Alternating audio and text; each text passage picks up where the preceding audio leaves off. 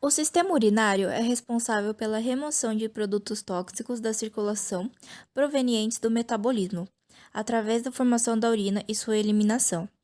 Em outras palavras, o sistema urinário tem como função filtrar o sangue, e o que se forma dessa filtração é a urina que será eliminada do organismo. Além disso, os rins são responsáveis pelo equilíbrio ácido-básico e conservações de sais, glicose, proteínas e água. A maioria das pessoas acreditam que não há diferença entre o sistema excretor e o sistema urinário. Portanto, é importante pontuar a diferença. A principal função do sistema excretor é eliminar as excretas do organismo e controlar a quantidade de água e de sais minerais dentro do corpo humano, enquanto o sistema urinário é o principal responsável pela eliminação dos compostos nitrogenados, ou seja, que contém nitrogênio. A principal substância nitrogenada eliminada é a ureia, gerada como produto do metabolismo de aminoácidos. Boa parte da nossa alimentação é composta por proteínas, ou seja, substâncias formadas por aminoácidos que nosso organismo utiliza para produzir energia por meio da respiração celular. Nesse caso, as moléculas de aminoácidos têm seu grupo amina removido e origina a amônia, que é transformada em ureia. Essa substância é liberada no sangue e posteriormente é removida pelos rins, que as eliminam na forma de urina. Os órgãos do sistema urinário são 2 rins, 2 uréteres, a bexiga urinária e a uretra. A seguir, temos as respectivas funções. Rim. O rim é o órgão responsável pela produção da urina. Os rins estão localizados junto à parede posterior do abdômen, abaixo do diafragma. Em cima dos rins existem glândulas chamadas de suprarrenais ou adrenais, que fazem parte do sistema endócrino e produzem um hormônio que controla a produção de urina no nosso corpo, que será explicado posteriormente. Uréter. Uréter é o órgão que garante que a urina seja conduzida até a bexiga. São encontrados em nosso corpo 2 uréteres, cada um partindo de um dos rins. Em média, os uréteres apresentam de 25 a 30 centímetros de comprimento e 4 a 5 milímetros de diâmetro. Bexiga. A bexiga urinária é um órgão muscular oco que serve de reservatório para a urina e gradativamente distende-se conforme esse produto acumula-se. Há músculos próximos ao local de junção entre a uretra e a bexiga, que atuam regulando a micção. Uretra. Uretra é o órgão que garante a eliminação da urina para fora do corpo. Resumidamente, o sistema urinário acontece com a urina sendo produzida nos rins, passando pelos uréteres e sendo armazenada na bexiga para depois ser lançada para o exterior do corpo via uretra. Diferenças entre o sistema urinário masculino e feminino. Ambos sistemas possuem os mesmos órgãos, porém existem algumas diferenças, como a bexiga, que é localizada em frente ao reto. Nos homens, ela se separa do reto pelas vesículas seminais, enquanto na mulher observa-se a presença de vagina e útero. A uretra no homem apresenta outra função além de garantir a eliminação da urina. Nesse sexo, a uretra também dá passagem ao sêmen durante a ejaculação. No sexo feminino, por sua vez, a uretra é considerada um órgão exclusivo do sistema urinário. A última diferença é que a uretra masculina é maior que a feminina. Enquanto a uretra masculina possui cerca de 20 centímetros, a uretra feminina apresenta apenas 4. Sobre a anatomia do rim. Sua organização básica consiste em uma parte externa, chamada de córtex, e uma parte interna, chamada de medula.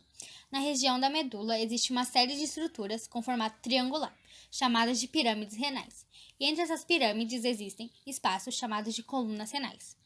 Cada pirâmide está ligada a pequenas estruturas em formato de funil, chamadas de cálice menor. Esses cálices menores se juntam formando os cálices maiores, que também se juntam formando a pelve renal, que também pode ser chamada de cápsula renal. Os vasos sanguíneos percorrem todo o rim, e tudo que é filtrado pelos néfrons cai nos cálices menores, e vai passando pelos cálices maiores e pela pelve renal.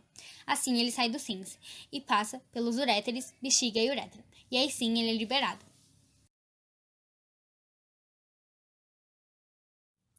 Falando agora sobre o néfron, que é a unidade filtradora dos rins, cada rim possui mais de 1 milhão de néfrons. O néfron é subdividido em algumas partes, chamadas de corpúsculo renal ou glomérulo renal, onde está localizada a cápsula de Bowman, que tem um formato de C. Depois, um túbulo contorcido proximal, alça de Henle, túbulo contorcido distal e, por fim, o ducto coletor. O sangue entra nos néfrons através da arteríola aferente, e a arteríola eferente sai dos néfrons e vai acompanhando os túbulos dos néfrons para reabsorção e secreção de nutrientes. O glomérulo renal, região onde fica a cápsula de Bowman, é responsável pela filtração do sangue. Porém, ela retira muitas coisas além do necessário, incluindo um excesso de água e outras substâncias necessárias para o corpo, e que nós não podemos perder. Aproximadamente 99% do que é filtrado no glomérulo renal é reabsorvido, já que cerca de 180 litros de fluido são filtrados por dia, porém apenas de 1 a 2 litros de urina são secretados por dia. Por isso, durante todo o restante do trajeto, existem várias possibilidades dos vasos sanguíneos que estão passando ao redor dos néfrons pegar de volta algumas coisas que o corpúsculo renal retirou, mas nós não podemos eliminar. A primeira urina criada, através da filtração feita no glomérulo renal, é chamada de filtrado glomerular.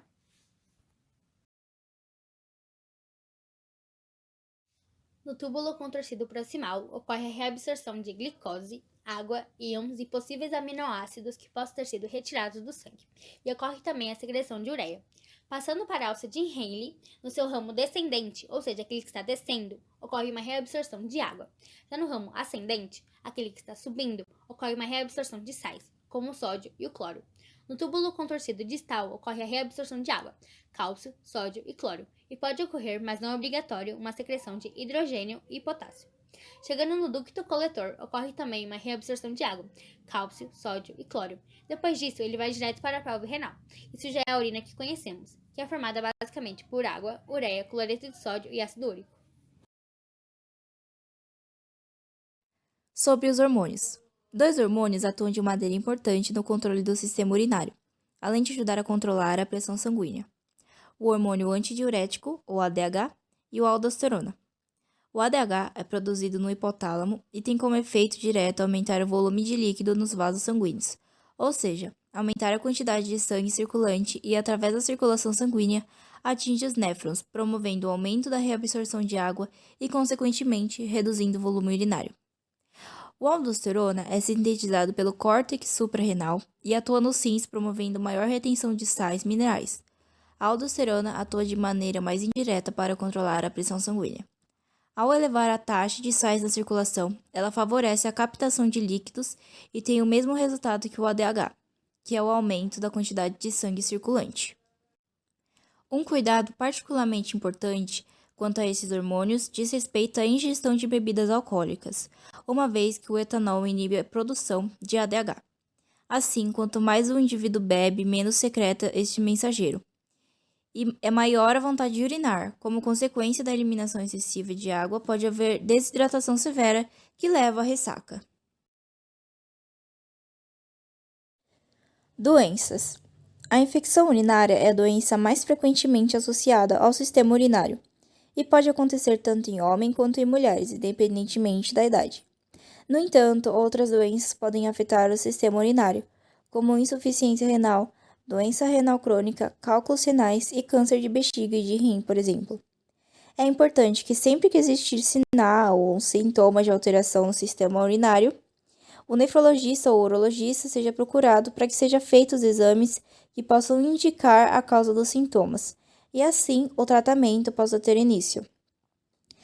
A infecção urinária corresponde à proliferação de micro-organismo, bactéria ou fungo em qualquer parte do sistema urinário, causando sintomas como dor, desconforto e sensação de queimação urinar, incontinência urinária, sangue na urina, dores locais, febre, vômitos e náuseas e urina com odor forte. Na maioria das vezes, os sintomas de infecção surgem devido ao desbalanço da microbiota da região genital, devido ao estresse ou à falta de higiene, por exemplo. A maioria das infecções do trato urinário responde a tratamentos simples com antibióticos, hidratação e analgésicos, anti-inflamatórios, e podem ser tratadas em casa. Alguns casos graves, por exemplo, quando a infecção já está disseminada, é necessário internamento hospitalar e, eventualmente, intervenção cirúrgica para tratamento e vigilância.